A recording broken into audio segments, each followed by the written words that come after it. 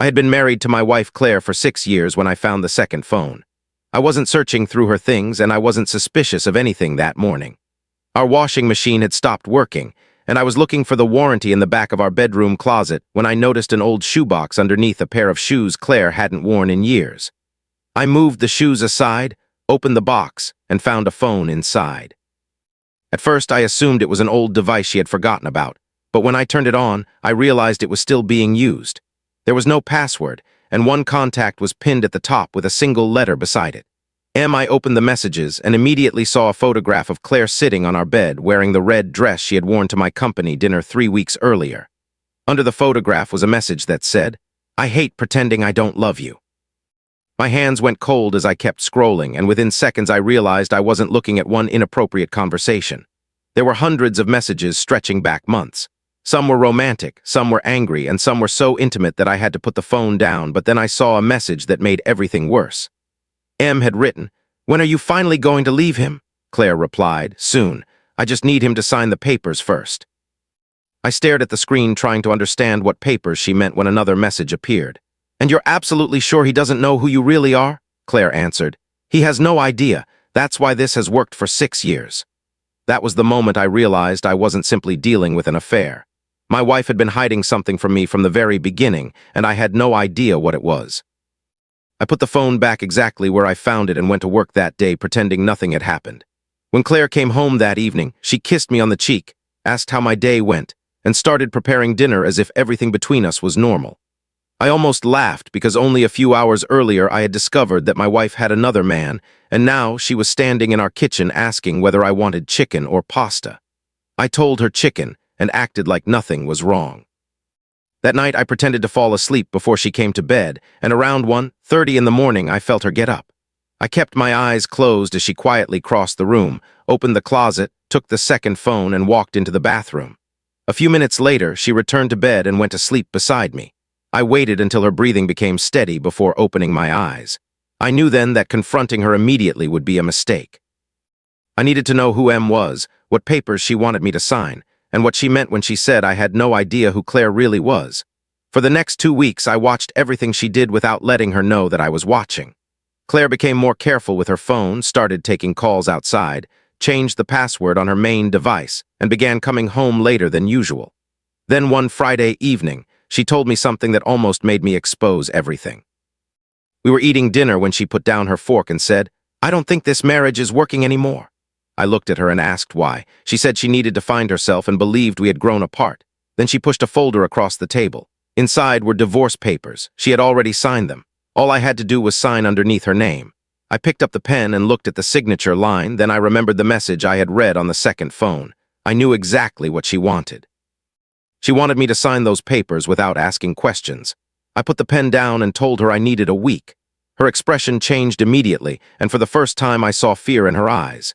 She agreed, but I knew she was already planning what to do next. That night I contacted a private investigator I knew through a business associate and asked him to find out everything he could about the man behind the letter M. 3 days later, he gave me a name, Marcus Vale. Marcus wasn't just another man having an affair with my wife. He was the owner of Vale Holdings, a company that had recently acquired a controlling interest in the company where I worked. I sat in my car reading the report twice because I couldn't understand why my wife would be involved with someone like him. Then I saw another detail that made my stomach turn. Claire had transferred almost $180,000 into an account connected to Marcus.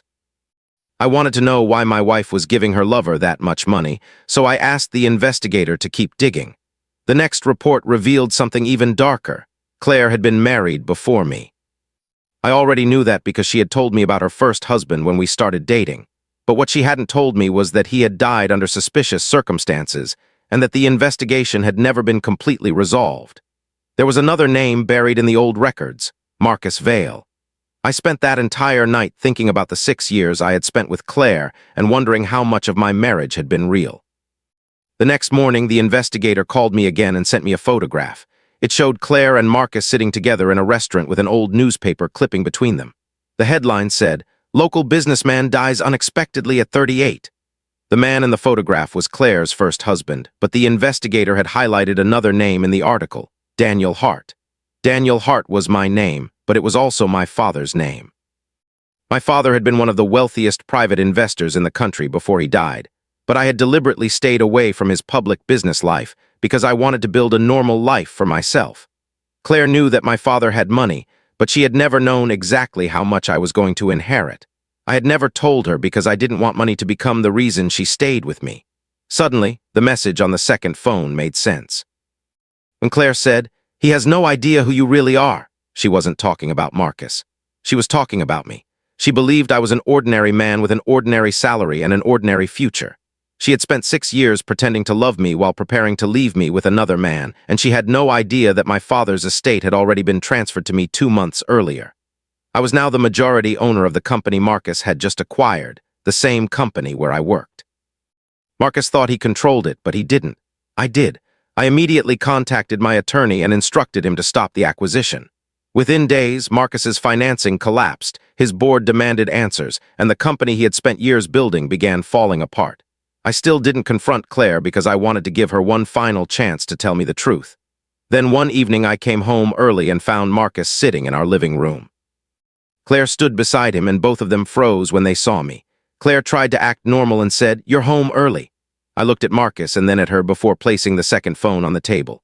Claire's face went completely pale. I asked her one question. "Did you ever love me?" She started crying, but before she could answer, Marcus stood up and said I didn't understand what had happened. I told him I understood more than he thought, then I placed another document on the table. It was the new ownership structure of Vale Holdings. Marcus picked it up and read the first page. His expression changed instantly. Claire looked at him, then back at me, and I told them both, "You spent 6 years trying to marry into a fortune. Unfortunately for both of you, you married the man who already owned it." Marcus walked out without saying another word. Claire stayed behind and begged me to forgive her. She told me Marcus had manipulated her, that she had made mistakes, and that she had planned to leave him eventually. None of it mattered anymore. The divorce was finalized 6 months later, and I thought that was the end of it until the day I was packing the last of my things from our old house. I found the same shoebox where I had discovered the second phone, but this time there was something else inside. It was an old photograph of Claire and Marcus standing together. I turned it over and found a handwritten sentence on the back. "One day, Daniel Hart will trust us." I stood there staring at those words because the photograph had been taken 7 years before I ever met Claire. That was when I finally understood the truth. Claire hadn't accidentally betrayed me during our marriage. She had entered my life with a plan. The second phone wasn't the beginning of the betrayal. It was simply the first time I finally saw it.